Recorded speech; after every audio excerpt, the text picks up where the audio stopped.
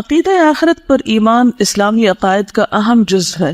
قرآن و حدیث میں اکثر اسے عقیدہ توحید کے ساتھ بیان کیا گیا ہے۔ یہ عقیدہ آخرت ایک جامع اصطلاح ہے اور اس میں اخروی زندگی اور اس کے متعلق کئی امور شامل ہیں۔ سب سے پہلے تو یہ کہ انسان مر جاتا ہے اور اس کی برزخی زندگی شروع ہو جاتی۔ دنیا، برزخ اور آخرت یہ تین مختلف عالم ہیں۔ برزخ انسانی زندگی کا وہ مرحلہ ہے جو دنیا اور آخرت کے درمیان ہے۔ عالم برزخ دراصل قبر ہی کی زندگی ہے۔ قبر آخرت کی پہلی منزل ہے۔ اگر کوئی اس منزل کے امتحان میں کامیاب ہو گیا تو بقیہ منزلیں بھی کامیابی سے طے کر لے گا، اور اگر کوئی یہاں ناکام رہا تو آگے بھی مسلسل ناکامیاں ہیں۔ اس لیے بدکار، فاسق و فاجر جب مجرم اور ملزم قرار دیا جاتا ہے تو اسے قبر ہی میں صبح و شام عذاب سے گزرنا پڑتا ہے، اور یہ عذاب اتنا ہی کافی ہے کہ اسے بار بار یا روزانہ جہنم کی آگ دکھائی جائے۔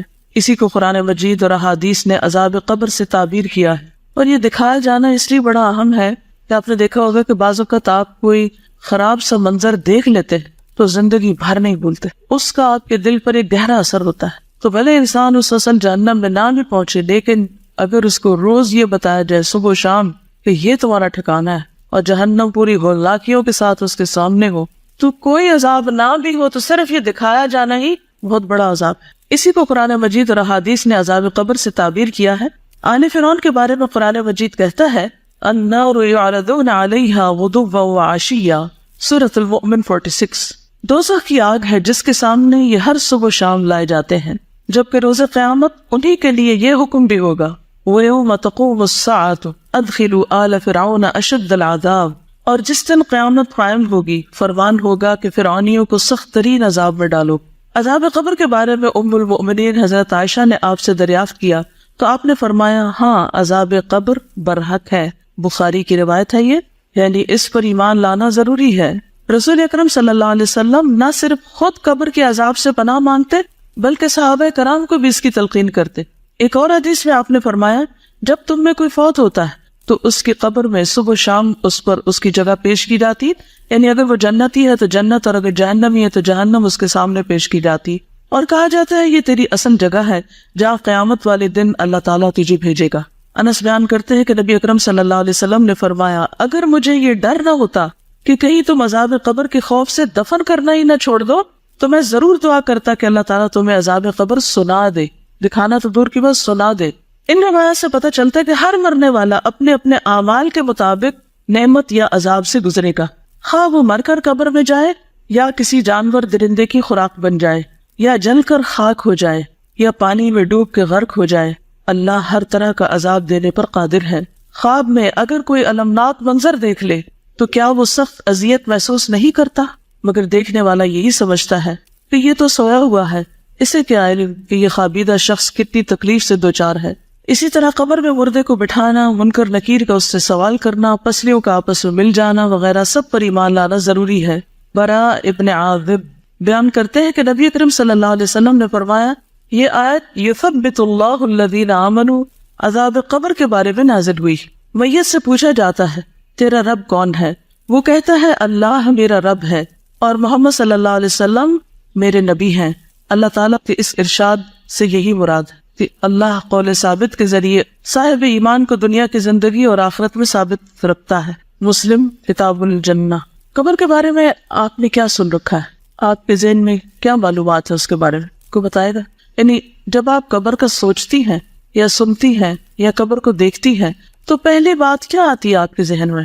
کہ مجھے بھی اس میں جانا ہی ہے۔ اور ان کے ذہن میں سب سے پہلے قبر کا اندھیرا آتا ہے، باہر نکلنے کا کوئی راستہ نہیں، آنے والی زندگی کے فیصلے کا دن ہے، تنہائی کہ معلوم نہیں یہ صاحب قبر کس حال میں ہے اور میرا کیا ہوگا۔ خوف آتا ہے ایک، اور کیا خیال آتا ہے؟ اعمال نامہ بند اور احتساب شروع۔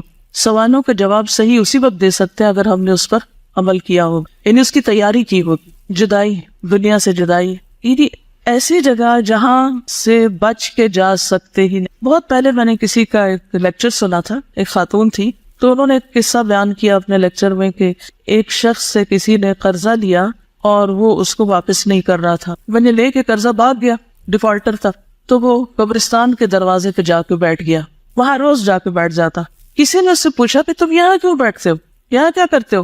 اس نے کہا فلاں شخص میرا قرضہ لے کے بھاگ گیا اور وہ مجھے نہیں مل رہا، اور میرا یقین ہے کہ اسے یہاں تو ضرور آنا ہے، یہاں سے نہیں بھاگ سکتا۔ تو ایک حقیقت ہے کہ ہم کچھ کر کے کہیں بھی بھاگ جائیں، لوگوں سے چھپ جائیں، کہیں روپوش ہو جائیں، گم ہو جائیں، لیکن وہاں سے گم نہیں ہو سکتے، وہاں تو جانا ہی جانا ہے۔ ان ھذا لہو الحق الیقین، موت یقینی حق ہے، قبر یقینی حق، وہاں پہنچنا ہی پہنچنا ہے۔ تو اس لیے عقل مند وہی ہے جو اس کی تیاری کر لے، اس گھر کو بنا لے، اس کو سنوار لے، اس کو سجا لے۔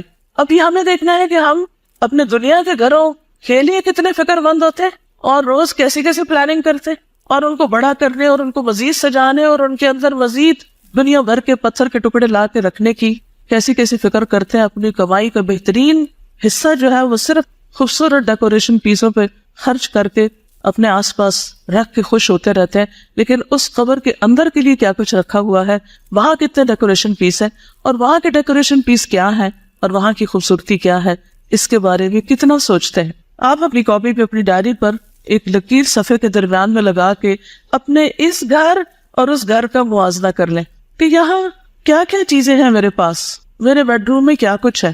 قبر میں تو ایک بیڈ روم ہے نا، it's a money bed room. پھر اپنے آپ سے پوچھے اس بیڈ روم میں کتنے دن رہنا ہے اور وہاں کتنے دن رہنا ہے، یہاں کیا کیا رکھا ہوا ہے، جو ہے نا آپ کے بیڈ روم میں، اس سارے کی لسٹ بنائیں، اپنے لیے بنائیں، بے شک آپ کسی کو نہ دکھائیں لیکن بنائیں۔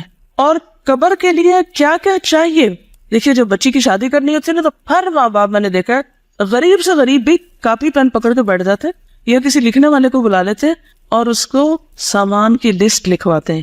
ایسے ہی ہوتا ہے نا، یہ برتن لینے ہیں، یہ بیڈ روم کا سامان ہے، یہ فلاں ہے، یہ فلاں ہے، کتنی چیزیں لکھواتے ہیں، وہ کتنے لکھتے ہیں، اور جو رہ جاتی ہے ساری زندگی اس کے لیے بھاگ دوڑ کرتے رہتے ہیں۔ پھر جب تھوڑا پرانا ہوتا ہے، آؤٹ آف فیشن ہوتا ہے، پھر اس کو ریپلیس بھی کر لیتے ہیں۔ یہ سب چیزیں ہو رہی ہوتی۔ اس کے برعکس کس نے کاپی پین پکڑ کر یہ لکھا کہ وہاں کیا کیا چاہیے، کون سی چیز نیچے کے لیے چاہیے، کون سی دائیں سائڈ کے لیے، کون سی بائیں کے لیے، کون سی سر کی طرف، کون سی پاؤں کی طرف، کہاں کیا رکھنا ہے میں نے۔ یہاں تو ٹیلی ویژن کی لیٹسٹ اسکرین کے لیے ہم بھاگ رہے ہوتے ہیں، جو نئی چیز آتی ہے پچھلی دے کے ادھر ادھر اور خرید لیتے ہیں تاکہ لیٹسٹ موویز اور ہر چیز کے نظارے خوبصورت سے خوبصورت مائنیوٹ ڈیٹیلز تک میں کر سکے بہترین کلرز کے ساتھ۔ اور وہاں بھی ایک اسکرین میں چلنا ہے جس پہ یا جنت چلے گی یا جہنم چلے، اس پہ کیا کریں گے، وہ کیسی اسکرین ہوگی، اور اس کے پیچھے کون سا کنٹرول روم ہوگا، وہ کون دکھائے گا، اور اس کا دکھایا جانا بھی برحق ہے۔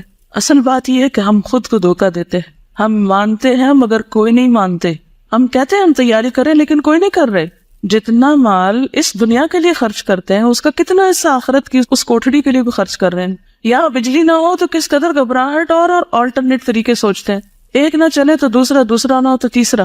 لیکن وہاں ٹھنڈک کس چیز سے ہوگی، ہوا کہاں سے آئے گی، اس کے لیے کیا کرنا ہوگا، وہ نہیں سوچتے۔ یہاں بجلی نہیں تو کینڈلز، وہاں اگر اندھیرا ہو گیا تو کون سی کینڈلز۔ ان ساری چیزوں کو کمپیئر کر کے دیکھیں۔ جب آپ اپنے بیڈ روم میں اپنی چیزیں لکھنے لگے گے نا تو آپ کو اس کے ہر چیز کے پیرالل سوچیں کہ وہاں کیا ہوگا میرے پاس، کیونکہ ہمارا اصل امتحان ہمارے گھروں میں ہوتا ہے، جب اپنے بچوں میں ہوتے ہیں، جب اپنے گھر والوں کے بیچ میں ہوتے ہیں، وہاں کتنا اپنے رب کو یاد کرتے ہیں، اپنے بستر پر کتنا اپنے رب کو یاد کرتے ہیں، پھر صبح کس وقت اٹھتے ہیں، فجر کی نماز کا کیا عالم ہے، کہیں وہ تو نہیں قضا ہو جاتی اس بہانے سے کہ گرمیوں کی راتیں چھوٹی ہیں۔ اور روز رات کو لیٹ کر ضرور سوچا کریں کہ پتہ نہیں اور کتنے دن اس بیڈ پر ہوں اور کس دن ادھر منتقل کر دی جاؤں گی، جیسے وارڈز میں شفٹ کر دیتے ہیں نا، اب ادھر چلے جائیں ادھر لے جائیں، کیونکہ وہ ایک یقینی حق ہے اور اس پر ایمان ضروری ہے اور اس کی تیاری ضروری ہے۔ اصل بات ہے کہ تیاری ضروری ہے، ماننے کی سچائی تو تبھی پتہ چلے گی جب کچھ تیاری کریں گے، اور اگر تیاری نہیں کر رہے تو اس کا مطلب ہے کہ وہ ماننا بھی بس زبانی کلامی ماننا، حقیقت میں نہیں مان رہے۔ ہمیں گاڑی چاہیے ہوتی ہے نا، روز گاڑی میں بیٹھنا ہوتا ہے، تو جب گاڑی کا دروازہ کھولتے ہیں اور آج کل گرمی ہے، دھوپ ہے اور اس میں اسمیل آنے لگتی ہے اگر کوئی بھی چیز بیچ میں رہ جائے، صفائی نہ ہو، اور حالانکہ تھوڑی دیر بیٹھنا ہوتا ہے، آدھا گھنٹہ، لیکن اس کے لیے کس قدر کنسرنڈ ہوتے ہیں کہ اس کو صاف ہونا چاہیے، اگر سیٹیں خراب ہو گئی تو سیٹیں چینج ہونی چاہیے، کمفرٹیبل نہیں رہی اسپرے ہونا چاہیے، کتنی تیاریاں کرتے ہیں۔ لیکن قبر جس میں اس وقت تک رہنا ہے جب تک اللہ تعالیٰ دوبارہ نہ اٹھا دے، اس کے لیے کب سوچتے ہیں؟ نبی صلی اللہ علیہ وسلم نے فرمایا قبر آخرت کی پہلی منزل ہے، اگر وہاں نجات مل گئی تو بعد کے سارے مراحل آسان ہو جائیں گے، اور اگر وہاں نجات نہ ملی تو بعد کے سارے مرحلے دشوار ہیں۔ اور آپ نے یہ بھی فرمایا اللہ کی قسم میں نے جتنے بھی مناظر دیکھے ہیں قبر کا منظر ان سب سے ہولناک ہے۔ پہلی بات تو یہ کہ جب مردے کو دفن کیا جاتا ہے تو اس کا جسم جب ڈیکمپوز ہونا شروع ہوتا ہے تو آپ کو پتہ ہے کہ اس کی اسمیل کیسی ہوتی ہے۔ کبھی کوئی مرے ہوئے چولہے کی یا مرے ہوئے مردار کی کوئی اسمیل دور پار کہیں سڑک سے گزرتے ہوئے گاڑی کے اندر بند شیشوں میں بھی آپ کو آ جائے تو کیسی کیفیت ہو جاتی۔ یہ جسموں کا حال ہونے والا ہے۔ ان جسموں کے لیے دنیا میں کیا کچھ کرتے پھر رہے ہیں، کتنے فکر مند ہیں، اور وہاں کیا حال ہونے والا ہے جبکہ کوئی عزیز ترین پیارا بھی پلٹ کے نہ دیکھے گا۔ ابو لہب کے ساتھ کیا ہوا، اس کے اپنے بچوں نے اس کے ساتھ کیا کیا، کس طرح صرف لکڑیوں کے ساتھ دور سے گڑھا کھدوا کے حبشیوں سے اس کو دھکیل دیا، اس میں نہ غسل نہ کفن نہ کچھ بھی نہیں، اور اس کے ساتھیوں کو قلیب کے کنویں میں پھینک دیا گیا۔ السلام علیکم۔ ایک ڈاکیومنٹری میں دیکھ رہی تھی نیٹ جیو پہ کس طرح سے ہیومن ڈکے ہوتا ہے، تو وہ بتا رہے تھے کہ جو سارا بلڈ ہوتا ہے وہ آپ کی جو ہالو اسپیسز ہوتی ہیں وہاں پہ جمع ہو جاتا ہے، آپ کے منہ کے اندر، آپ کے پیٹ کے اندر، اور پھر آہستہ آہستہ وہاں پہ گیسز جمع ہوتی ہیں تو وہ پھٹنا شروع ہو جاتی ہے۔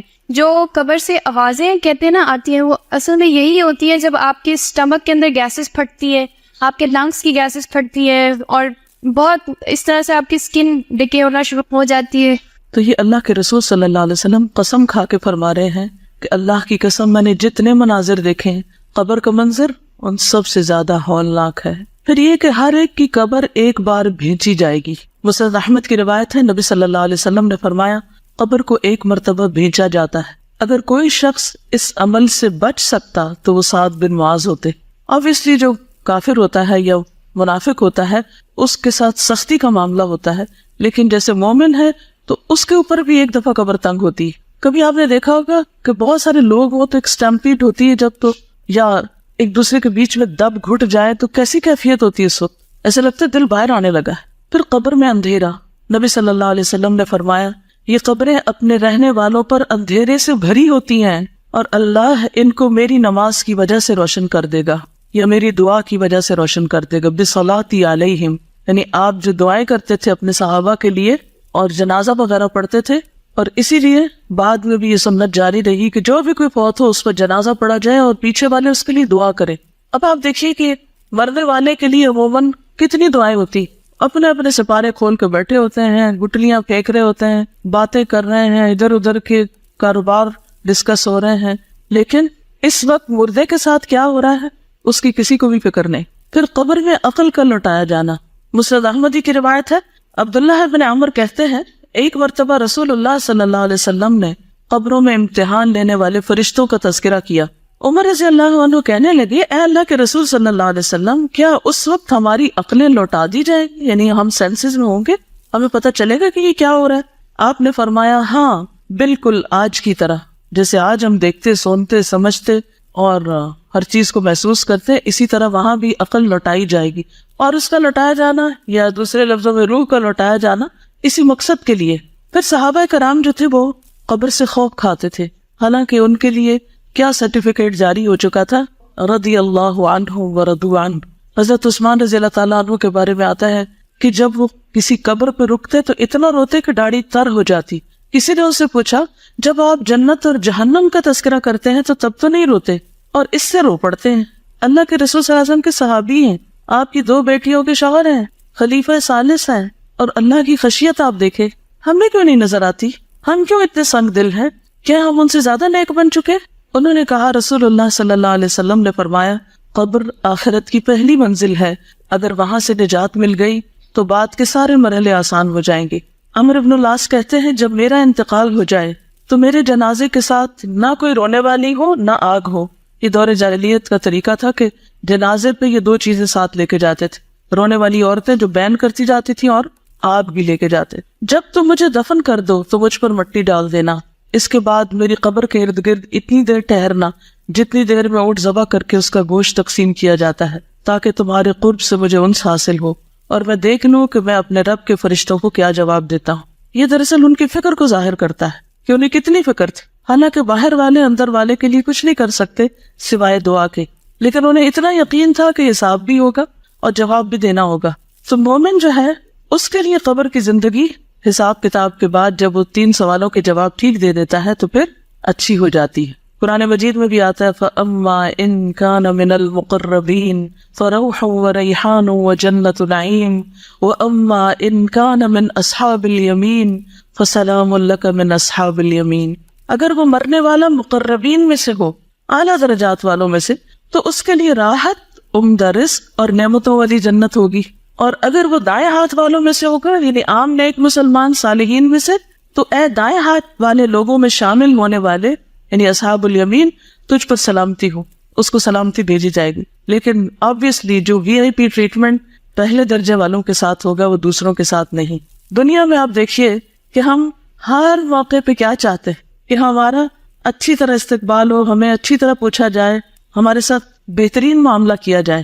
پچھلے دنوں وی آئی پی کلچر کی بات کر رہے تھے نا، تو بات یہ ہے کہ دنیا کے لیے تو ہم بہت فکر مند ہوتے ہیں اور بہت مائنڈ بھی کرتے ہیں اگر ہمارا کوئی اس طرح استقبال نہ کرے، لیکن ہم میں سے کتنوں کو فکر ہوئی کہ جنت میں استقبال کیسے ہوگا. پھر سورۃ النحل میں آتا ہے 32 الذین تتوفاہم الملائکۃ طیبین یقولون سلام علیکم سلام علیکم ادخلوا الجنۃ بما کنتم تعملون. وہ پرہیزگار جو پاک سیرت ہوتے ہیں، فرشتے ان کی روح قبض کرنے آتے ہیں تو کہتے ہیں تم پر سلام ہو، جو اچھے عمل تم کرتے رہے اس کے صلے میں جنت میں داخل ہو جاؤ. تو گویا قبر ان کے لیے کیا بن جاتی ہے؟ جنت کے باغوں میں سے ایک باغ، جنت کا ٹکڑا. نبی صلی اللہ علیہ وسلم نے فرمایا بندہ مومن جب دنیا سے رخصتی اور آخرت کے سفر پر جانے کے قریب ہوتا ہے، یعنی اب اس کے آخری دن ہوتے ہیں، آخری وقت ہوتا ہے، تو اس کی طرف آسمان سے روشن چہرے والے فرشتے آتے ہیں، گویا ان کے چہرے سورج کی طرح ہیں. ان کے پاس جنت کا کفن اور جنت کی حنوط ہوتی ہے، یعنی خوشبو. تاحت نگاہ وہ بیٹھ جاتے ہیں، ہر طرف پھیل جاتے ہیں. پھر ملک الموت اس کے سرہانے پہ آ کے بیٹھ جاتے ہیں اور وہ کہتے ہیں اے نفس مطمئنہ، اللہ کی مغفرت اور خوشنودی کی طرف چلو. چنانچہ اس کی روح اس طرح بہہ کر نکل جاتی ہے جیسے مشکیزے کے منہ سے پانی کا قطرہ بہہ جاتا ہے. ملک الموت اسے پکڑ لیتے ہیں، جیسے بچہ ڈیلیور ہوتا ہے نا تو فوراً اس کو ڈاکٹر ہاتھ پہ لے لیتے ہیں.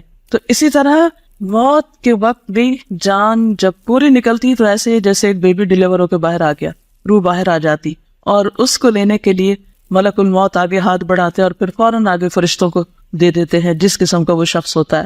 اور دوسرے فرشتے پلک جھپکنے کی مقدار بھی اس کی روح کو ملک الموت کے ہاتھ میں نہیں رہنے دیتے، فوراً اس سے آگے لے لیتے ہیں، بلکہ اسے لے کر اسے کفن میں لپیٹ کر اس پر لائی ہوئی حنوط مل دیتے ہیں، اور اس کے جسم سے ایسی خوشبو آتی ہے جیسے مسک کا ایک خوشگوار جھونکا جو زمین پر محسوس ہو سکے.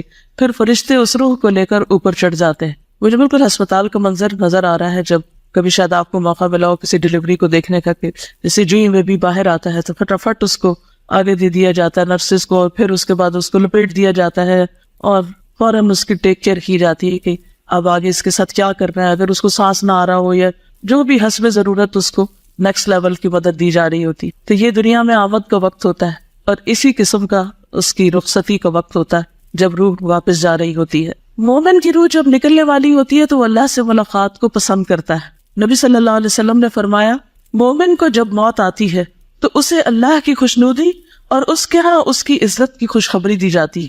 اس وقت مومن کو کوئی چیز اس سے زیادہ عزیز نہیں ہوتی جو اس کے آگے ہوتی، اس لیے وہ اللہ سے ملاقات کا خواہش مند ہو جاتا ہے اور اللہ بھی اس کی ملاقات کو پسند کرتا ہے. اس کے برعکس جو منافق یا کافر ہوتا ہے اس کو جو پتہ چلتا ہے کہ بھیانک فرشتے اس کی خبر لینے آئے ہیں، بھیانک شکلوں والے، تو پھر اس کی روح بھاگتی ہے، نکلنا نہیں چاہتی، ریزسٹ کرتی ہے اور وہ اللہ سے ملاقات کو ناپسند کرتا ہے. کیوں؟ کیونکہ اب وہ ظاہر ہے کہ ایک مجرم کی حیثیت سے وہ جا کے کھڑا ہوگا تو کیسے منہ دکھائے. جیسے کوئی مجرم رنگے ہاتھوں پکڑ لیا جائے تو وہ کیا چاہتا ہے، اس کو آگے لے جایا جائے؟ نہیں، وہ بھاگنے کی کوشش کرتا ہے، ریزسٹ کرتا ہے، بچنے کی، چھپنے کی، ادھر ادھر ہونے کی. یہی کیفیت اس شخص کی ہوتی ہے. پھر آسمان والوں کا نیک روح کو مسلسل مرحبا کہنا. فرشتے مومن کی روح کو آسمان کی طرف چڑھا لے جاتے ہیں. آسمان کا دروازہ کھلتا ہے، پوچھا جاتا ہے یہ کون ہے؟ کہا جاتا ہے فلاں شخص ہے. وہ کہتے ہیں مرحبا پاک نفس جو پاک بدن میں تھا. پاک نفس پاک بدن میں تزکیہ ہو چکا تھا اس کا اور وہ پاکیزہ بدن میں تھا، صاف ستھرا، کلین. داخل ہو جاؤ اے قابل تعریف اور خوش ہو جاؤ اللہ کی رحمت سے اور خوشبو سے، یعنی خوشبو ہے اس کے لیے اور اس مالک سے جو تجھ پر ناراض نہیں ہے. برابر اسے یہی کہا جاتا ہے یہاں تک کہ روح اس آسمان تک پہنچتی ہے جہاں اللہ عز و جل ہے. یعنی علیین تک اس کو سب سے بلند جگہ تک پہنچا دیا جاتا ہے. ہر آسمان کے فرشتوں کا اگلے آسمان تک روح کو چھوڑنے جانا، یعنی اسکارٹ کرتے ہیں اس کو پیچھے سے، یعنی صرف چھوڑ نہیں دیتے بلکہ آگے تک پہنچا کے آتے. اتنے خوش ہوتے فرشتے اس روح کو لے کر اوپر چڑھ جاتے ہیں، اور فرشتوں کے جس گروہ پر بھی ان کا گزر ہوتا ہے وہ گروہ پوچھتا ہے کہ یہ پاکیزہ روح کون ہے.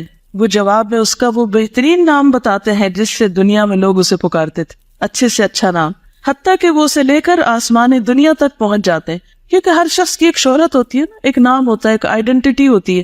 وہ اس کے لیے دروازے کھلواتے ہیں تو دروازہ کھول دیا جاتا ہے. تو ہر آسمان کے مقرب فرشتے اس کے ساتھ ساتھ چلتے ہیں آسمان کی طرف جو اس کے بعد آتا ہے، اور اس طرح اسے 7ویں آسمان تک پہنچا دیا جاتا ہے. یہ ہم سب کی جرنی ہے، یہ ہم سب نے یہ ٹریولنگ کرنی ہے. اگر اس ٹریٹمنٹ کے مستحق ہوئے تو یہ سب کچھ ملے گا، ادروائز دوسری چیز بھی ابھی سامنے آئے گی. پھر فرشتے دعا دیتے ہیں.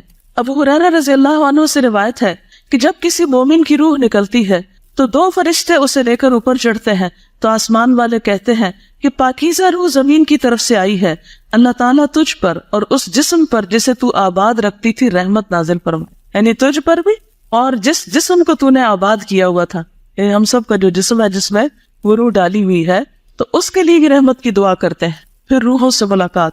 فرشتے نیک روح کو اہل ایمان کی ارواح کے پاس لاتے ہیں، یعنی روح جا کر باقی روحوں سے ملاقات کرتی اور وہ اس روح سے خوش ہوتے ہیں اس سے زیادہ جو کہ تم کو کسی بچھڑے ہوئے شخص کی آمد سے ہوتی.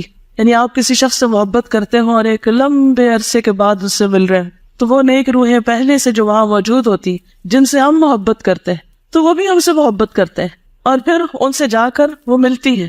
وہ نیک روحیں اس سے پوچھتی ہے نئی آنے والی روح سے کہ فلاں کا کیا ہوا، فلاں کا کیا ہوا، فلاں نے کیا کیا، وہ کس حال میں ہے. یعنی پیچھے اپنے رشتہ داروں یا جان پہچان والوں کا حال پوچھتے ہیں. فَيَقُولُونَ دَعُوهُ فَإِنَّهُ كَانَ فِي غَمِّ الدُّنْيَا. پھر وہ ارواح کہتی ہیں تم ابھی ٹھہر جاؤ، اس کو چھوڑ دو، یہ دنیا کے غم میں مبتلا تھا. یعنی یوں ہی آپ سمجھیں کہ جیسے ایک سفر کر کے، طویل سفر کر کے کوئی آتا ہے تو وہ کچھ پیچھے والوں کی یاد میں ہوتا ہے اور کچھ نئی دنیا اس کے لیے نئی ہوتی ہے، تو وہ اس میں اس کو ایک ایڈجسٹمنٹ ٹائم چاہیے ہوتا ہے. بہت اچھی طرح ویلکم کرتے ہیں. اور بعض اوقات آپ نے دیکھا ہوگا نا کہ جب کوئی نیا مہمان آتا ہے یا کوئی خاص مہمان آتا ہے تو ہم آؤٹ آف ایکسائٹمنٹ، محبت اس کے گلے لگنے لگتے ہیں اور وہیں کھڑے کھڑے اس سے ڈھیروں سوال شروع کر دیتے ہیں. ہوتا نا کبھی ایسا، یعنی اس کو سانس نہیں لینے دیتے کہ ہم سب پوچھنے لگتے ہیں. تو یہ انسانی کمزوری ہے، یہ انسانی عادت ہے. تو وہاں بھی جب سب سوال شروع ہو جائیں گے تو پھر کچھ کہیں گے کبھی چھوڑ دو، کیونکہ دنیا سے جدائی کا مرحلہ صرف بعد والوں کے لیے نہیں، جانے والے کے لیے بھی ایک مشکل وقت ہوتا ہے. کیونکہ سیپریشن جو ہوتی ہے وہ ایک عجیب چیز ہے، انسان اس سے متاثر ہوئے بغیر نہیں رہتا. کبھی بھی آپ دیکھیں جب آپ ایک جگہ کو چھوڑ کے دوسری جگہ جا رہے ہوتے ہیں، مثلا یہاں آپ پڑھتے ہیں، جب یہاں سے گھر جانے لگتے ہیں یا گھر سے یہاں آنے لگتے ہیں، یا لڑکی اپنے ماں باپ کا گھر چھوڑ کے آگے جانے لگتی ہے، یا پھر وہ اپنا گھر چھوڑ کے واپس کسی دن آنے لگتی ہے، تو جو بھی مرحلے ہوتے ہیں ان سب میں انسان کو ایک وقت لگتا ہے. جب جانے والا جاتا ہے تو اس وقت بھی تو گھر کیسا خالی لگتا ہے نا، وہ کمرہ جس میں وہ رہتا تھا، وہ جگہ جہاں وہ بیٹھتا تھا، وہ کام جو وہ کرتا تھا، وہ ساری چیزیں اس کو ایک طرح سے یاد کر رہی ہوتی ہیں. اور جو اس کے عزیز قریب رشتہ دار ہوتے ہیں، جو اس کے بالکل کلوز سرکل ہوتا ہے، وہ بھی اس کو مس کر رہے ہوتے ہیں. اب دیکھیے کہ جیسے شادی کا ہی مرحلہ ہے نا، تو کیا بچی کو نئے گھر جانے کی خوشی نہیں ہوتی؟ کتنی بھی وہ زیورات میں لدی ہوئی ہو، کتنا بھی اچھا لباس ہو، کتنی بھی محبت کرنے والا شوہر ہو، کتنا بھی اچھا ٹھکانہ ہو، لیکن وہ پیچھے کی ایک کسک ہوتی ہے نا، یہ جاتے وقت آنسو نکل آتے ہیں. پھر جب سسرال کے گھر میں جیسے جا کے بیٹھتی ہے، وہ گھر تو وہی ہوتا ہے ایک طرح سے جس کو لوگ آخر تک بھی ایکسپٹ نہیں کرتے، لیکن وہ جو ایک ٹرانزیشنل فیز ہوتا ہے اس کے اپنے کچھ اثرات ہوتے ہیں. ایک اور حدیث میں آتا ہے، سلسلہ صحیحہ کی حدیث ہے، ابو ایوب کہتے ہیں جب مسلمان بندے کی روح قبض کی جاتی ہے تو پہلے فوت ہونے والے اللہ تعالیٰ کے بندے اس کا استقبال کرتے ہیں، جیسے دنیا میں لوگ خوشخبری دینے والے کو خوشی میں ملتے ہیں. جب وہ بندے اس سے سوال کرنا چاہتے ہیں تو وہ ایک دوسرے کو کہتے ہیں کہ اپنے بھائی کو آرام کرنے دو، وہ دنیا کی بے چینی اور پریشانی میں مبتلا تھا. کیونکہ کئی دفعہ ایسا بھی ہوتا ہے کہ انسان بیمار ہوتا ہے مرنے سے پہلے اور ایک لمبی بیماری کاٹ کے فوت ہوتا ہے، یا اس پر کچھ حالات تنگ ہوتے ہیں، تو وہ ابھی یہ جو ایک فیز سے دوسرے فیز میں آیا نا، تو وہ اس کی رعایت کر رہے ہوتے ہیں. بالآخر وہ پوچھتے ہیں کہ فلاں کیا کر رہا تھا. اگر کسی کا کوئی بچہ ہے پیچھے یا ماں باپ ہے یا کوئی بیوی ہے یا کوئی اور ہے کہ وہ کیا کر رہے ہیں. فلاں بہن کی سنائیں اس کی شادی ہو گئی تھی, یہ الفاظ ہیں ما فعلت فلانۃ هل تزوجت. جب وہ کسی ایسے آدمی کے بارے میں سوال کرتے ہیں جو اس سے پہلے مر چکا ہوتا ہے اور وہ جواب دیتا ہے کہ وہ تو مجھ سے پہلے مر چکا, وہ بہن تو دنیا سے پہلے مر کے جا چکی, وہ تو مجھ سے پہلے آ گئی تھی, تو وہ کہتے ہیں انا للہ و انا الیہ راجعون. وہ یہاں نہیں پہنچی, وہ یہاں نہیں آئی, کیونکہ ہر آنے والے کو ان کو پتا ہوتا ہے کون کون آ گیا. اس کا مطلب یہ ہوا کہ وہ اپنے ٹھکانے جہنم میں چلا گیا, وہ دوسری روحوں کے پاس چلا گیا. وہ برا ٹھکانہ ہے, بری پرورش گاہ ہے. اللہ تعالیٰ کے ان بندوں پر ان کے نیک اعمال پیش کیے جاتے ہیں. جب وہ اچھا عمل دیکھتے ہیں تو خوش ہو جاتے ہیں اور کہتے ہیں اے اللہ یہ تیری اپنے بندے پر نعمت ہے, تو اس کو پورا کر دے. اور جب وہ برا عمل دیکھتے ہیں تو کہتے ہیں اے اللہ اپنے بندے پر رجوع کر. پھر روح کو آسمان سے دوبارہ نیچے لایا جاتا ہے قبر کے حساب کتاب کے لیے. اب آپ کہتے ہوں گے کہ چند گھنٹے بعد تو دفنا دیا جاتا ہے, تو اتنی دیر میں واپس کہاں سے آتا ہے؟ نبی صلی اللہ علیہ وسلم کتنی دیر میں واپس آ گئے تھے آسمان سے؟ چند گھنٹوں کی بات تھی. مسند احمد کی روایت ہے جب روح کو 7ویں آسمان تک لے جایا جاتا ہے تو اللہ تعالیٰ فرماتے ہیں میرے بندے کا نامہ اعمال علیین میں لکھ دو اور اسے واپس زمین کی طرف لے جاؤ, کیونکہ میں نے اپنے بندوں کو زمین کی مٹی ہی سے پیدا کیا, اسی میں لوٹاؤں گا اور اسی سے دوبارہ نکالوں گا. چنانچہ اس کی روح جسم میں واپس لوٹا دی جاتی. اب پھر اٹھا کے اس کو بٹھایا جاتا ہے اور اگلے مرحلے اب آتے ہیں. نبی صلی اللہ علیہ وسلم فرمایا کرتے تھے کہ میت جب چارپائی پہ رکھی جاتی اور لوگ اسے کندھوں پر اٹھاتے ہیں, ابھی پہلے تو روح کی بات ہو رہی تھی نا, وہ وہاں گئی, اور اب جسم کی بات ہو رہی کہ جب اس کو کندھوں پر اٹھاتے ہیں اس وقت اگر وہ مرنے والا نیک ہوتا ہے تو کہتا ہے مجھے جلدی لے چلو. نبی صلی اللہ علیہ وسلم نے فرمایا جب آدمی قبر میں رکھا جاتا ہے اور دفن کر کے لوگ اس سے پیٹ موڑ کے رخصت ہوتے ہیں تو وہ ان کے جوتوں کی آواز سنتا ہے, کیونکہ بائی دا ٹائم روح واپس جسم میں آ چکی ہوتی اور وہ سن رہا ہوتا ہے. تو قبر میں دفنائے جانے کے بعد وہ باہر کے قدموں کی آواز سن رہا ہوتا ہے. پھر قبر کا وسیع اور روشن ہونا. ابو ہریرہ سے روایت ہے رسول اللہ صلی اللہ علیہ وسلم نے فرمایا مومن شخص اپنی قبر میں سبز باغیچے میں ہوتا ہے جس کو گرینری فیل ہوتی ہے, تو اس کے لیے اس کی قبر کو 70 ہاتھ کشادہ کر دیا جاتا ہے, یعنی اس کو فیل ایسے ہوتا ہے کہ جیسے وہ کھلی جگہ پر, اور اس کے لیے 14ویں کے چاند کی طرح روشنی کر دی جاتی, اچھی سی لائٹ اس کو مل جاتی, ٹھنڈی ٹھنڈی روشنی ہوتی. اور رات کے وقت اگر آپ چاند کی روشنی میں سبز اپنے باغ میں نکل کے دیکھیں تو کچھ ایسا ہی منظر محسوس کریں. پھر قبر میں نیک اعمال کا مومن کی حفاظت کرنا. اب کون آ جاتا ہے؟ وہ جو بیڈ روم کی بات کی تھی نا میں نے سجانے کی. نبی صلی اللہ علیہ وسلم نے فرمایا میت کو جب اس کی قبر میں رکھا جاتا ہے تو وہ ان کے پلٹ جانے کے وقت ان کے جوتوں کی آواز سنتا ہے. سو اگر وہ مومن ہوتا ہے تو نماز اس کے سرہانے ہوتی. اب امیجن کرتے جائیں, نماز اس کے سرہانے ہوتی, روزہ اس کی دائیں طرف ہوتا ہے, زکوٰۃ اس کی بائیں طرف ہوتی, دیگر نیک کام صدقہ, نماز, نیکی اور لوگوں سے اچھائی اس کے دونوں پاؤں کے پاس ہوتے ہیں. یعنی نفل نمازیں, نفل صدقات اور لوگوں کی خیر خواہی, امر بالمعروف, نہی عن المنکر, اور ان کے ساتھ کسی کو کھانا کھلانا, کوئی بھی اچھا کام ان کے ساتھ کرنا, یہ جتنے بھی اچھے اچھے کام ہیں وہ پاؤں کی طرف ہوتے, یعنی فرائض اوپر کی طرف اور وہ پاؤں کی طرف. سو اس کے پاس اس کے سرانے کی طرف سے آیا جاتا ہے, یعنی کوئی بلا آنے لگتی تو نماز کہتی ہے میری طرف سے آنے کا راستہ نہیں. پھر اس کے دائیں طرف سے آیا جاتا ہے تو روزہ کہتا ہے میری طرف سے آنے کا راستہ نہیں. پھر اس کے بائیں طرف سے آیا جاتا ہے تو زکوٰۃ کہتی ہے میری طرف سے آنے کا راستہ نہیں. پھر اس کے دونوں پاؤں کی طرف سے آیا جاتا ہے تو نیک اعمال, صدقہ اور نماز اور نیکی اور لوگوں سے حسن سلوک کہتے ہیں ہماری طرف سے آنے کا راستہ نہیں. تو برانی کی روایت میں ہے آدمی کے پاس اس کی قبر میں آیا جاتا ہے, بس جب اس کے سرہانے کی جانب آیا جاتا ہے تو اس کی قرآن مجید کی تلاوت دھکیل دیتی. تو اس سے پتہ چلتا ہے کہ نماز کے علاوہ قرآن کی تلاوت بھی سر کی طرف ہے.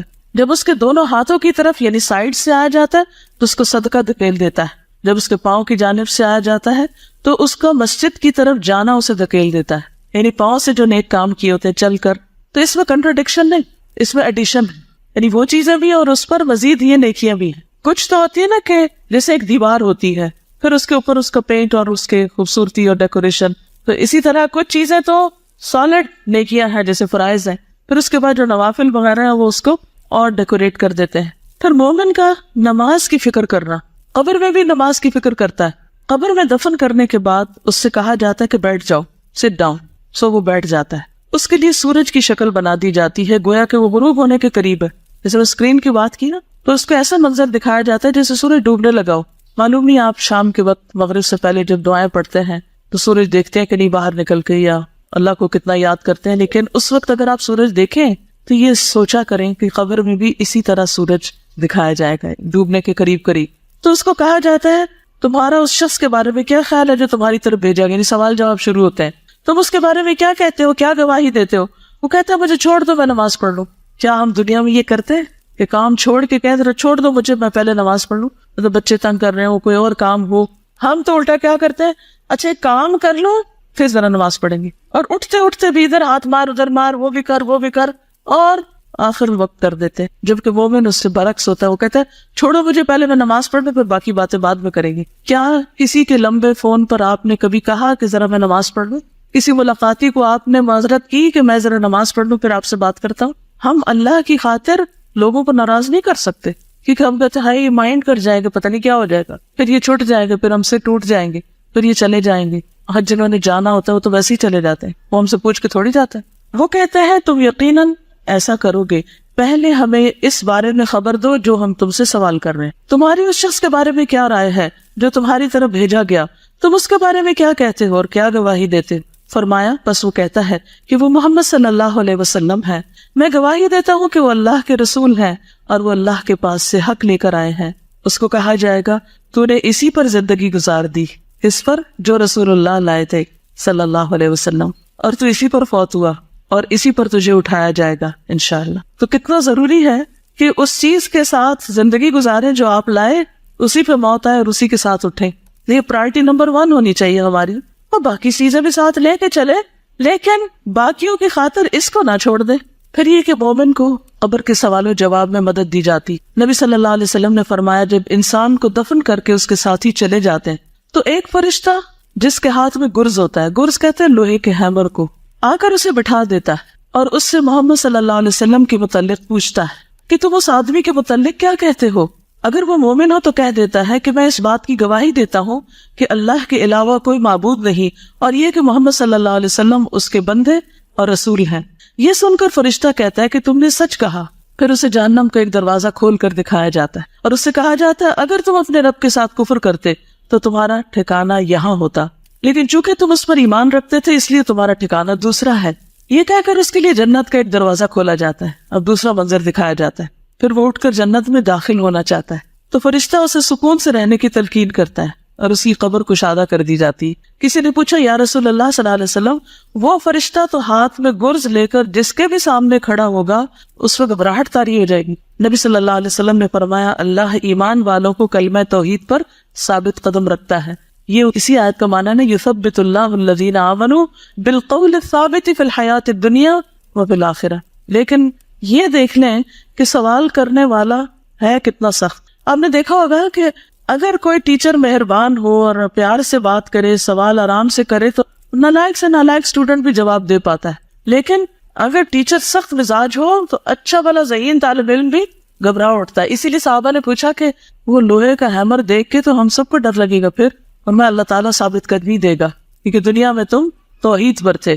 اگر ہم سو کے بھی اٹھتے ہیں یا پھر ہم بہت دیر نیند سوئے ہو, وہ ہمیں اچانک سے اٹھا دے, ہم لوگ بالکل ہوش ہی نہیں ہوتا کہ ہم سے کیا بات پوچھی جا رہی ہے, ہم جواب سوال شروع کر دیں. یعنی وہ کوئی اور بات کرنا بھی چاہتے کہ نہیں, سوال کا جواب دو. اس کو تھوڑا سا آپ سمجھ سکتے ہیں کہ اگر کسی کا ایسا ایکسپیرینس ہو کہ رات سوتے وقت کسی کے گھر میں چور داخل ہو گئے بندوقوں کے ساتھ یا کوئی اسلحے کے ساتھ, تو ان کی گھبراہٹ کا کیا عالم ہوگا. اکثر ایسے وہم بھی آ جائے نا, کسی کو خیال بھی آ جائے رات کو سوتے وقت کہ کیا پتا کوئی ایسا نہ داخل ہو جائے تو کیا بنے گا.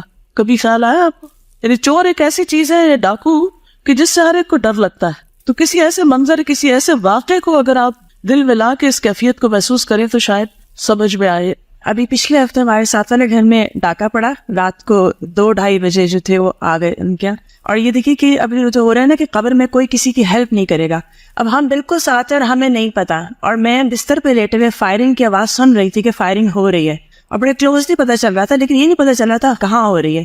اور اب جو ثابت قدمی والی بات ہے کہ ایسے موقع پر آدمی شکر اس بات پہ کرتا ہے کہ ہوا یہ کہ یہ کافی افراد, 10 افراد تھے گھر میں سب لوگ.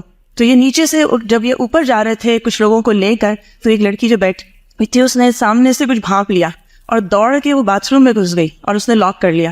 اتفاق سے جیسے آج کل ہر وقت موبائل ہاتھ میں ہوتا ہے, موبائل ہاتھ میں تھا, اور جو باتھ روم جا کے اس نے 15 کو فون کر دیا. اب یہ جو ثابت قدمی ہوتی ہے نا کہ اس وقت عقل کہاں سے آئے اتنی کہ ایک دم سے اس کو حالات میں موبائل اٹھانا ہے اور بھاگتے ہوئے وہ کرنا ہے.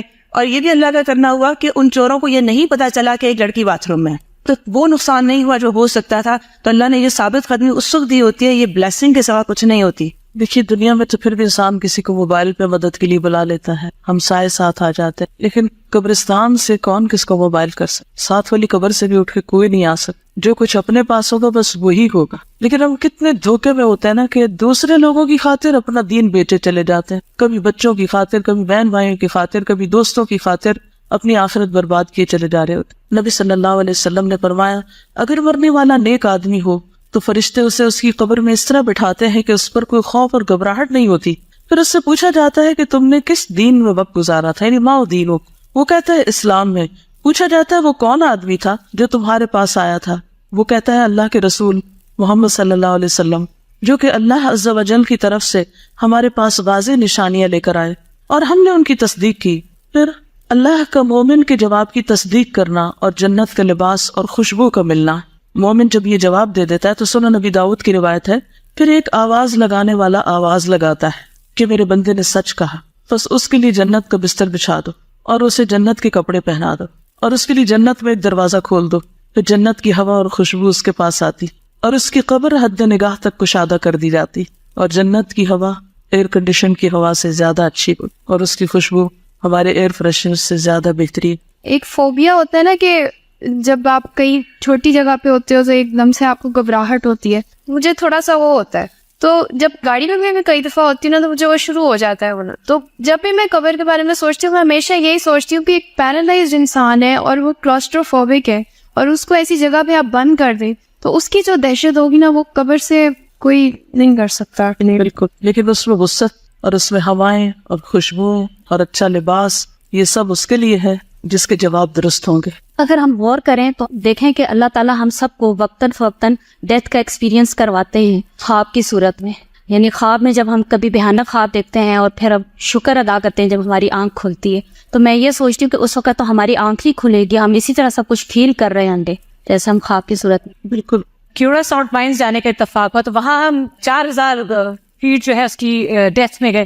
وہاں پہ امیجن اتنی ٹھنڈی ہوا تھی اور گیٹ سے داخل ہوتے ہی ایسا لگا تھا کہ نیچے کئی اے سی لگے ہیں اور وہاں 18 ڈگری سینٹی گریڈ رہتا ہے، سردی گرمی ہے، اور جو ہے نا اتنا وہ فریش ایئر تھی کہ لگ نہیں رہا تھا کہ ہم اتنی گہرائی میں ہیں. تو وہاں جب ہم گئے تو 3 گھنٹے ہم نے وہاں اسٹے کیا اور کسی کی موبائل پہ کوئی کال نہیں. تو پہلا خیال مجھے جو آیا کہ جب اس پہاڑ کی گہرائی میں ہمیں کوئی کال نہیں آئی تو قبر میں تو پھر قطعاً کوئی کال نہیں آئے گی. لیکن اگر قبر اتنی ٹھنڈی ہو اور وہ سب طرف نمک اور اتنا خوبصورت ماحول ہو تو پھر باہر سے کالز کی ضرورت بھی نہیں ہوئے گی. یہ بھی تو اللہ کی نشانی ہے. بس ایک نشانی کہ اللہ تعالیٰ یہ چیزیں دکھاتا ہے کہ زمین کے اندر کی فضا کو وہ جیسے چاہے بدل دے.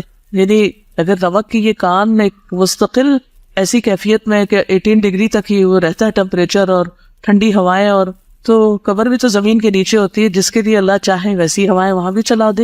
یعنی مشکل نہیں ہے، ناممکن نہیں ہے. یہ سب چیزیں جو بتائی گئی ہیں ان کو ماننا ضروری ہے. یہ ایمان کا حصہ ہے کہ ایسا ہوگا، کیونکہ اگر یہ مانا نہ جائے تو عمل بھی نہیں بدلتے. اور شیطان کی یہ بہت کوشش رہی ہے کہ لوگوں کے دل میں اس کے بارے میں طرح طرح کے وسوسے اور شکوک و شبہات ڈال کر اس کو لوگوں پر مبہم بنا دے، ایمان کو کمزور کر دے.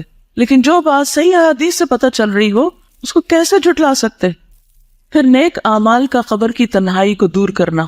نبی صلی اللہ علیہ وسلم نے فرمایا کہ مومن کے پاس ایک خوبصورت لباس اور انتہائی عمدہ خوشبو والا ایک آدمی آتا ہے اور اس سے کہتا ہے تمہیں خوشخبری مبارک، یہ وہی دن ہے جس کا تم سے وعدہ کیا جاتا تھا. وہ اس سے پوچھتا ہے کہ تم کون ہو؟ تمہارا چہرہ ہی خیر کا پتہ دیتا ہے. وہ جواب دیتا ہے میں تمہارا نیک عمل ہوں. اس پر وہ کہتا ہے کہ اے میرے رب، قیامت ابھی قائم کر دے تاکہ میں اپنے اہل خانہ اور مال میں واپس لوٹ جاؤں، یعنی سب سے جا ملوں. پھر صدقہ کا قبر کی آگ بجھانا. عقبہ بن عامر سے مروی ہے کہ نبی صلی اللہ علیہ وسلم نے فرمایا صدقہ کرنے والوں کی قبروں سے حرارت بجھاتا ہے اور مومن روز قیامت اپنے صدقے کے سائے میں ہوگا. یہ سلسلہ صحیحہ میں سے ہے، یعنی صدقہ قبروں کی حرارت کو بجھاتا ہے. ایک اور حدیث میں اللہ کے غضب کو ٹھنڈا کرتا ہے. اور یہاں دوسری بات کیا ہے کہ قیامت کے دن مومن اپنے صدقے کے سائے میں ہوگا. لیکن ہم صدقہ کرنے کے لیے بھی انتظار کرتے رہتے ہیں اور ہر دوسری چیز کو یہ سوچ کے پاس رکھ لیتے ہیں کیا پتہ کبھی کام آ جائے. کچھ اینٹیکس بنائے ہوئے ہیں اور کچھ ہم اپنی یادیں ہیں اس میں ہماری، اور کچھ کباڑ خانہ بھر کے ساری یادیں ہمارے مرتے ہی بعد پھینک دی جاتی. کوئی ویلیو نہیں اس، کیونکہ ہر کوئی اپنی مرضی کی زندگی گزارنا چاہتا ہے. کوئی ضروری تو نہیں کہ ہماری اولاد ہمارے ڈیکوریشن پیسز کو کوئی ویلیو دے، اس لیے دنیا کی زائد زینت کو چھوڑ کر اس آخرت کے گھر کو ٹھنڈا کرنے کی فکر کرے. پھر جنت کا دروازہ کھولا جانا اور اس کی ٹھنڈی ہوا. سوال و جواب کے بعد پھر اس کے لیے جنت کے دروازوں میں سے ایک دروازہ کھول دیا جاتا ہے اور اس سے کہا جاتا ہے یہ تیرا جنت میں ٹھکانہ ہے، اور جو اللہ تعالیٰ نے تیرے لیے اس میں تیار کیا ہے. تو اس کے رشک اور خوشی میں اضافہ ہو جاتا ہے. پھر اس کے لیے جہنم کے دروازوں میں سے ایک دروازہ کھولا جاتا ہے اور اس سے کہا جاتا ہے اگر تو نے نافرمانی کی ہوتی تو یہ تیرا ٹھکانہ ہوتا، اور جو اللہ نے اس میں تیرے لیے تیار کیا ہوا ہے تو اس کی خوشی اور سرور میں اضافہ ہو جاتا ہے. پھر اس کے لیے اس کی قبر 70 ہاتھ فراخ کر دی جاتی ہے اور اس میں اس کے لیے روشنی کر دی جاتی ہے، اور روشنی کا ذکر بھی آپ نے پڑھا. پھر روح کا سبز پرندوں میں ڈالا جانا، یعنی جو شہداء کی روح ہے خاص طور پر. اس کے بعد جسم کو اسی طرح لوٹا دیا جاتا ہے جیسا کہ وہ اس سے شروع ہوا تھا، اور اس کی روح کو اچھی روح میں کر دیا جاتا ہے، اور وہ ایک پرندہ ہے جو جنت کے درخت سے کھاتا ہے. رسول اللہ صلی اللہ علیہ وسلم نے فرمایا شہداء جنت کے دروازے پر موجود ایک نہر کے کنارے پر سبز رنگ کے خیمے میں رہتے ہیں جہاں صبح و شام جنت سے ان کے پاس رزق پہنچتا ہے. ابھی تو یہ فاصلے بہت بڑے لگتے ہیں، جسم یہاں ہے، روح وہاں ہے، رزق یہاں پہنچ رہا ہے، وہاں بھی وہ اڑ رہے ہیں، یہ سب کیا ہے؟ ہمیں یہ باتیں بکھری بکھری سکیٹرڈ لگتی، لیکن اللہ کے لیے کچھ مشکل نہیں کہ ان سب کا ایسا کنیکشن بنا دے کہ جسم اور روح دونوں ہی اس سے مستفید ہو رہے ہیں. پھر صبح شام جنت کا ٹھکانہ دکھایا جاتا ہے، جنت کا گھر سامنے نظارہ کرایا جاتا ہے. ہمارے ملک میں تو ایسا نہیں، لیکن کینیڈا میں ایسا ہوتا ہے کہ جب آپ کو کوئی گھر خریدنا ہوتا ہے آپ پراپرٹی ڈیلر کے پاس جاتے ہیں، ریئل اسٹیٹ کے پاس، تو وہ آپ کو انٹرنیٹ پہ گھروں کے لنک دے دیتے ہیں کہ کس رینج میں آپ کو خریدنا ہے. پھر آپ ان کو پورا اس کے اندر 3D کی شکل میں مختلف تصویروں کے ساتھ اس کو پورا اندر سے وزٹ کر لیتے. پھر اس کے بعد یہ کہ سارے مل بیٹھتے ہیں، پھر دیکھتے ہیں اچھا ونڈوز ایسی ہیں، انٹرنس ایسی ہے، فلور ایسا ہے، چھت ایسا ہے، باہر ایسا ہے، ادھر ایسا ہے، ہر ایک چیز اس میں اس اسکرین اس ونڈو کے تھرو سب دیکھی جا رہی ہوتی، اور وہ دنیا کے کسی بھی حصے میں بیٹھ کے آپ دیکھ سکتے ہیں. یہ اگر انسانوں نے دنیا میں اپنے گھروں کے لیے سسٹم کر رکھا ہے کہ اس گھر کو خریدنے سے پہلے آپ اس میں گھوم پھر کے دیکھ لیں، کیونکہ سائٹ پہ جانا تو مشکل ہوتا ہے، بعض اوقات سبھی مصروف ہیں، یہ دور دور فاصلے ہوتے ہیں، یا آپ کو ایک سٹی سے دوسری میں موو ہونا ہے اور آپ رینٹ پہ لے رہے ہیں گھر تو بھی آپ دیکھنا چاہتے ہیں، تو آپ اس اسکرین پہ سب کچھ دیکھ سکتے ہیں کہ آپ کہاں جانے والے ہیں. تو یہاں بھی آپ دیکھیے کہ مرنے کے بعد قبر میں آخری گھر جو ہے جنت کا گھر، اس کی بھی سیر کرائی جاتی کہ یہ ہے تمہارا گھر. اسی لیے قیامت کے دن جب جنت میں جائیں گے تو آتا نا کہ عرفہا لہم، وہ جنت جس کی اللہ نے ان کو پہلے سے پہچان کرا دی، ان کو پتا ہے کہ وہ ان کا گھر کون سا ہے. رسول اللہ صلی اللہ علیہ وسلم نے فرمایا جب تم میں سے کوئی آدمی مر جاتا ہے تو صبح و شام اس کا ٹھکانہ اس پر پیش کیا جاتا ہے. اگر وہ جنت والوں میں سے ہے تو جنت والوں کا مقام، اور اگر دوزخ والوں میں سے ہوتا ہے تو دوزخ والوں کا مقام اسے دکھا دیا جاتا ہے، اور اس سے کہا جاتا ہے کہ یہ تیرا ٹھکانہ ہے جب تک کہ اللہ تعالیٰ قیامت کے دن تجھے اٹھا کر اس جگہ نہ پہنچا دے. اب آپ دیکھیے کہ قیامت کے دن اس میں جانا ہے، لیکن پھر بھی قیامت کے دن کا اٹھنا اور حساب کتاب اور پل صراط پار کرنا یہ اپنی جگہ ہے، چاہے پتہ بھی ہو کہ آگے جنت ہے. یہ بالکل ایسے ہی جیسے آپ اگر کسی دوسرے ملک میں جا کے رہنا چاہتے ہیں اور یہاں سے آپ نے گھر ور دیکھ لیا، سب کچھ کر لیا، پیمنٹ بھی ہو گئی، آپ کے نام بھی ہو گیا، سب ہو گیا، لیکن اس ملک تک پہنچنے کے لیے آپ کو جہاز پر بھی بیٹھنا ہے، اور اس سے پہلے آپ کو ایئرپورٹ پہ بھی جانا ہے، اور وہاں آپ کی اسکریننگ بھی ہونی ہے، اور وہاں آپ کا سامان تولا بھی جانا ہے، وہاں آپ سے امیگریشن نے کوشچن بھی کرنے ہیں کہ آپ جا کہاں رہے ہیں، اور پھر جہاں اتریں گے وہاں بھی پوچھا جائے گا کہ کہاں آئے، کیوں آئے. یہ پروسیس اپنی جگہ چلنا ہے، کیونکہ بعض لوگ کہتے ہیں کہ یہ کیسے، قبر میں اگر جنت جہنم دیکھ لی یہی حساب ہو گیا تو پھر یوم الحساب کی کیا ضرورت ہے. تو وہ پروسیس ہے ایک جس کے بغیر کوئی بھی آگے نہیں پہنچ سکتا، چاہے وہ پہلے سے ہی سب دیکھ لے. پھر اپنا ٹھکانہ دے کر مومن اللہ کا شکر کرے گا. مسند احمد میں ہے ہر جنتی کو جہنم میں اس کا ٹھکانہ دکھایا جاتا ہے، اور وہ کہتا ہے کہ اگر اللہ نے مجھے ہدایت نہ دی ہوتی تو میں یہاں ہوتا، اور پھر وہ اس پر شکر کرتا ہے. یعنی جنت کا گھر دیکھ کر پھر جہنم میں بھی اس کا مقام دکھا دیا جاتا ہے، اگر تم وہاں نہ جاتے تو یہاں آنا تھا تمہیں، تو اس سے شکر کرتا ہے کہ اللہ نے اس سے بچا لیا. پھر جنت کا کھانا، ایک انصاری صحابی سے مروی ہے، مسند احمد کی روایت ہے کہ ایک مرتبہ ہم لوگ رسول اللہ صلی اللہ علیہ وسلم کے ہمراہ ایک انصاری کے جنازے میں نکلے. میں اس وقت نوعمر تھا اور اپنے والد کے ساتھ تھا.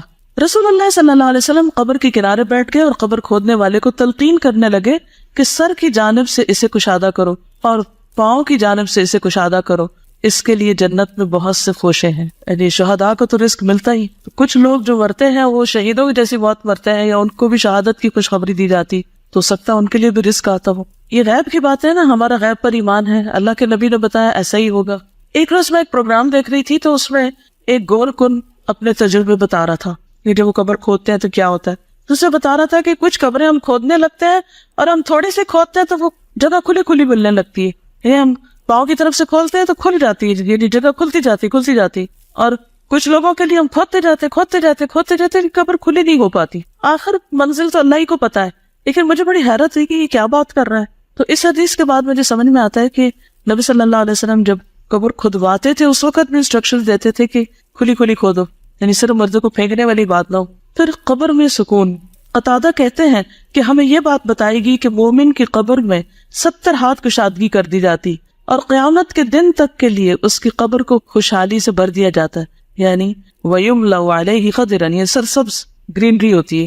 واپس جانے کی تمنا کرنا. نبی صلی اللہ علیہ وسلم نے فرمایا جب مومن اپنی قبر کی کشادگی کو دیکھتا ہے تو کہتا ہے فرشتوں مجھے چھوڑ دو, میں گھر والوں کو خوشخبری سنانا چاہتا ہوں. لیکن اس سے کہا جاتا ہے کہ اب آرام کرو, پیچھے کوئی تمہارا کنیکشن نہیں, اللہ کہ کوئی خواب میں دیکھ لے کسی کو. پھر مومن کو سلا دیا جاتا ہے, آرام کروایا جاتا ہے. اس کی قبر میں 70 گز لمبائی چڑھائی میں فراخی کر دی جاتی ہے, پھر اس کے لیے اس میں روشنی کر دی جاتی ہے.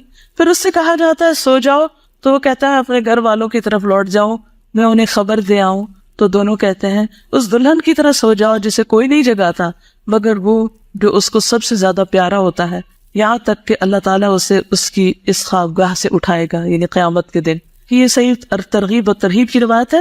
یعنی پھر وہ قبر میں لیٹ جاتا ہے جیسے سو رہا ہو آرام سے, اور وہ سوتے ہوئے جیسے انسان خواب دیکھتا ہے تو وہ سب کچھ نظر آ رہا ہوتا ہے, تو اس کو وہ نظر بھی آ رہے ہوتے ہیں جنت دوزخ اور وہ نظاروں کو انجوائے کر رہا تھا. لیکن وہ ایک اسکرین اس کو دے دی جاتی ہے کہ گھومتے پھرو, اور یعنی آج کی ٹرمز میں سمجھنے کے لیے بات کر دی جاتی ہے. حقیقت اللہ ہی جانتا ہے. یہ مت کہیے کہ کوئی اس کو اس طرح انٹرپریٹ نہ کرے کہ وہاں ٹی وی لگا دیا جاتا ہے. یہ مانا یہ ہے کہ صرف سمجھنے کے لیے کہ جیسے دنیا میں ہم بعض اوقات بیڈ روم میں آرام سے لیٹے ہوتے ہیں, ٹھنڈا ماحول ہوتا ہے, اور پھر سوچتے ہیں کہ اچھا کچھ دیکھ لیں, اور دیکھنا شروع کر دیتے ہیں اور دیکھ کے انجوائے کر رہے ہیں. تو وہاں بھی جو جنتی ہوگا وہ نظاروں کو دیکھ کے خوش ہو رہا ہوگا, اور ویسے وہ آرام کی نیند سو رہا ہوگا, اور قیامت کے دن اس کو آرام سے اٹھا دیا جائے گا. شہداء کی خصوصی مہمان نوازی ہوگی. مسروق سے روایت صحیح مسلم کی ہے کہ ہم نے حضرت عبداللہ سے اس آیت کے بارے میں سوال کیا, جنہیں اللہ کے راستے میں قتل کیا جائے انہیں مردہ گمان نہ کرو بلکہ وہ زندہ ہے, اپنے رب کے پاس سے رزق دیے جاتے ہیں. اب آپ دیکھیے کہ شہداء کو بھی قبر میں دفن کیا جاتا ہے, اور ان کے بارے میں قرآن بتاتا ہے کہ ان کو رزق دیا جاتا ہے. اب باقی احادیث کو تو آپ کہہ سکتے ہیں جی حدیث ہے, لیکن یہاں تو قرآن بھی یہ کہتا ہے, تو یہ ساری احادیث قرآن کے موافق ہی جا رہی ہیں. تو کیا ہوتا ہے, تو وہاں وہ اپنے رب کے پاس رزق دیے جاتے ہیں. تو انہوں نے کہا ہم نے بھی رسول اللہ صلی اللہ علیہ وسلم سے اس کے بارے میں سوال کیا تھا, اس آیت کا کیا مطلب ہے؟ تو آپ نے فرمایا ان کی روحیں سرسبز پرندوں کے جوف یعنی پیٹ میں ہوتی ہیں, ان کے لیے ایسے قندیلیں ہیں, یعنی ایسے شینڈلیئرز ہیں جو عرش کے ساتھ لٹکی ہوئی ہیں, اور وہ روحیں جنت میں گھومتی پھرتی رہتی, جہاں چاہے انہی قندیلوں میں واپس آ جاتی. ان کا رب ان کی طرف مطلع ہو کر فرماتا ہے, یعنی توجہ کر کے, کیا تمہیں کسی چیز کی خواہش ہے, کچھ چاہیے؟ وہ عرض کرتے ہیں ہم کس چیز کی خواہش کریں, حالانکہ ہم جہاں چاہتے ہیں جنت میں پھرتے ہیں, یعنی ہم جہاں چاہتے ہیں گھومتے پھرتے ہیں. اللہ تعالیٰ اسے 3 مرتبہ اس طرح فرماتا ہے. جب وہ دیکھتے ہیں کہ انہیں کوئی چیز مانگے بغیر چھوڑا نہیں جائے گا تو وہ عرض کرتے ہیں رب ہم چاہتے ہیں کہ آپ ہماری روحیں ہمارے جسموں میں ڈال دیں یہاں تک کہ ہم تیرے راستے میں پھر قتل کیے جائیں. یعنی اس موت میں اتنی لذت ہے. جب اللہ دیکھتا ہے کہ انہیں اب کوئی ضرورت نہیں تو انہیں چھوڑ دیا جاتا ہے. لیکن جو شخص مومن نہیں ہوتا اس کی قبر اور زندگی کیسی ہے؟ مرتے وقت اس کو ساتھ ہی موت کے فرشتوں سے ہی سزا ملنے لگتی ہے. وَأَمَّا إِن كَانَ مِنَ الْمُكَذِّبِينَ الضَّالِّينَ, اب مکذبین بھی اور ضالین بھی ہیں, یہ دونوں بیک وقت بھی ہو سکتے ہیں اور خالی ضالین بھی ہو سکتے ہیں, پتہ ہی نہیں کرنا کیا ہے. فَنُزُلٌ مِّنْ حَمِيمٍ وَتَصْلِيَةُ جَحِيمٍ سورۃ الواقعہ 92 سے 94. اگر وہ جھٹلانے والے گمراہوں سے ہوگا تو کھولتا پانی اس کی مہمانی ہوگی اور وہ دوزخ میں دھکیل دیا جائے گا. سورۃ النحل 28-29 میں فرمایا الذین تتوفاہم الملائکۃ ظالمی انفسہم فألقوا السلم ما كنا نعمل من سوء بلا ان اللہ علیم بما تعملون فادخلوا ابواب جہنم خالدین فیہا فلبئس مثوى المتکبرین. وہ لوگ جو اپنے آپ پر ظلم کر رہے ہوتے ہیں دنیا میں, جب فرشتے ان کی روح قبض کرتے ہیں, یہ کرنے کے لیے آتے ہیں تو ہتھیار ڈال دیتے, ہینڈز اپ. ہم کوئی برے کام تو نہیں کر رہے تھے, جھوٹ بولنا شروع کر دیتے, ہم تو کوئی غلط کام نہیں کر رہے تھے. دنیا میں بھی یہی دھوکہ, ہم تو کوئی غلط نہیں کر رہے, ہم تو ٹھیک ہی کر رہے ہیں. تعویلیں دے دے کہ ہم سب اپنے کانشیس یا ضمیر کو سلائے رکھتے ہیں. فرشتے کہیں گے کیوں نہیں کر رہے تھے جو کچھ تم کر رہے تھے؟ اللہ یقیناً اسے خوب جانتا ہے. اب جہنم کے دروازوں سے اس میں داخل ہو جاؤ، تم ہمیشہ اس میں رہو گے. غرض تکبر کرنے والوں کا ٹھکانہ بہت برا ہے. سورۃ الانفال 50 میں فرمایا وَلَوْ تَرَىٰ إِذْ يَتَوَفَّى الَّذِينَ كَفَرُوا الْمَلَائِكَةُ يَضْرِبُونَ وُجُوهَهُمْ وَأَدْبَارَهُمْ وَذُوقُوا عَذَابَ